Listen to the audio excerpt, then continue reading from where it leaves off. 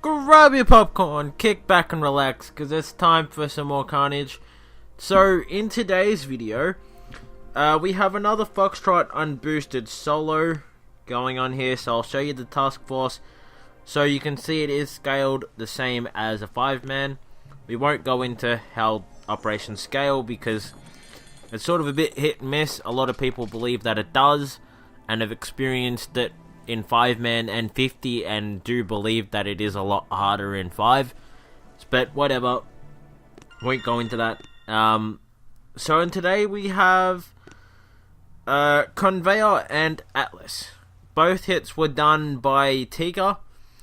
Was trying something a little different on duality, and to be honest, my head was all over the place when I did that hit. Really embarrassing, actually. But anyway, we got Atlas up first, so I'll show you Atlas. So we got a laser here, some rockets, which is all pretty standard. Usually these two rockets are actually shock launchers, which wouldn't really make any difference in this case. Sometimes these two are shock launchers as well, which, to be honest, in how we did the hit, whether they are snipers or shock launchers wouldn't make a difference, because we're going to shock these two machine guns on their own anyway. So if those two were shock launchers, we'd simply include that within that shock. We have some rockets up the top here, which are in virtually every Atlas, and a few cells on the side, but it has pretty good coverage by most of the stuff there, so I don't think we're going to bother with that. We'll put it on to half times, and we'll check out the ice statues, so you guys can see the ice statues there. So before we jump into the hit, so you can see just artillery the mine, because he is using zookas, and he doesn't want his zookas to die, as he has no troop health. But you can see from here, no matter where we park our troops, it's always going to require the same amount of shocks. Some more than others. So if we park it above the core here, we're going to be dealing with one here, one here, one here, that's 3. We're going to need to shock these two stuff, that's 5 shocks. Underneath the core, no matter where you park, you're always going to need like 4 shocks. So the rockets, it's hard to be within the dead spot of every rocket. So even if you park in the dead spot perfectly of these rockets and manage to reduce the spreading of zookas, you're still going to need to shock this, this, this, and this. So you're always going to be in range of everything. So you're going to require 4 shocks regardless of where you sit. So at this point, if you're going to require the same amount when you're under the core, it's best to put your troops somewhere where you can control the spreading in a way that it's not going to affect where you're going to shock. So you're not going to be shocking your zookas. So he used the boat of heavies here, really smart. It means he doesn't have to waste smokes on, actually getting his zookas off the beach, which is actually a very smart strategy. Oops, we had it on half times there. I was wondering why it was going so slow. So yeah, he used those heavies incredibly smart, just to save him some GBE there. You can see he did use 3 smokes there. 2 were for his dead spot, so for when his zookas spread, and the top one he placed first because that means he can time his critters to perfection.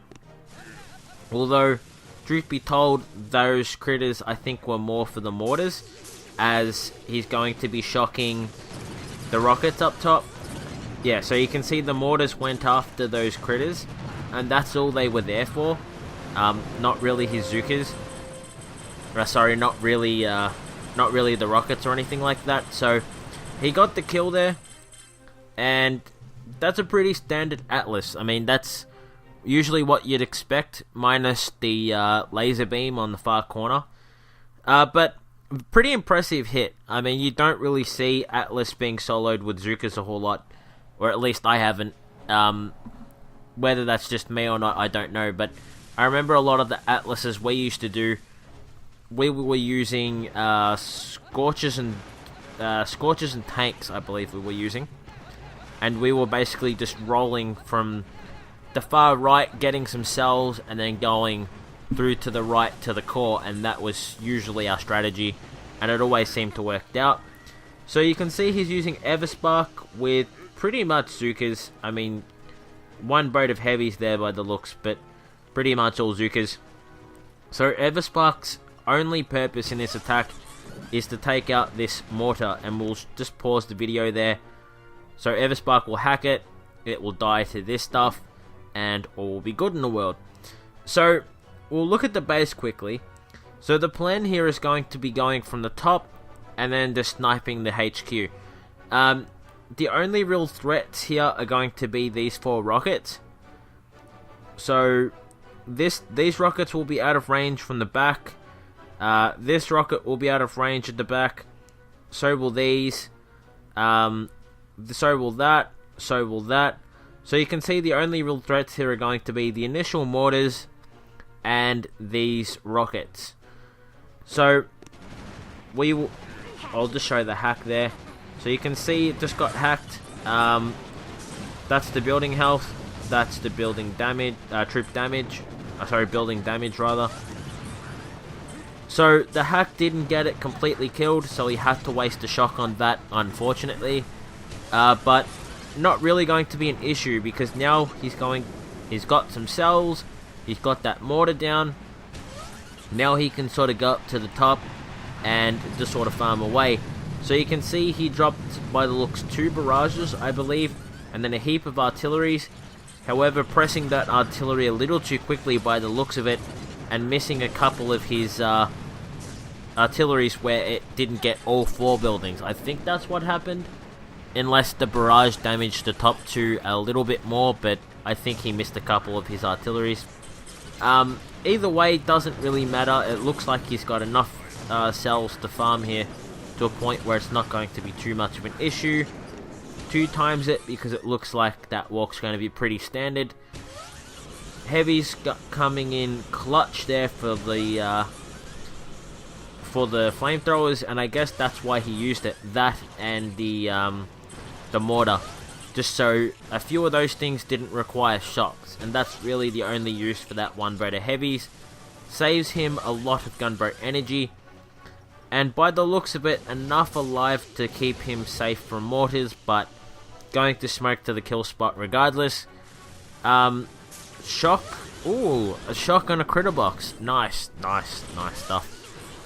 Personally, I would have went with 2 shocks, but I guess this way probably came out better for him, to be perfectly honest. So you can see out of range here of those rockets, and nothing else should really be in range here. He did wind up losing a fair few zookas, but still got in with the win, and with the Angry Family signature with the medkit on the core. So really nice stuff. So I hope you guys enjoyed those 2 attacks.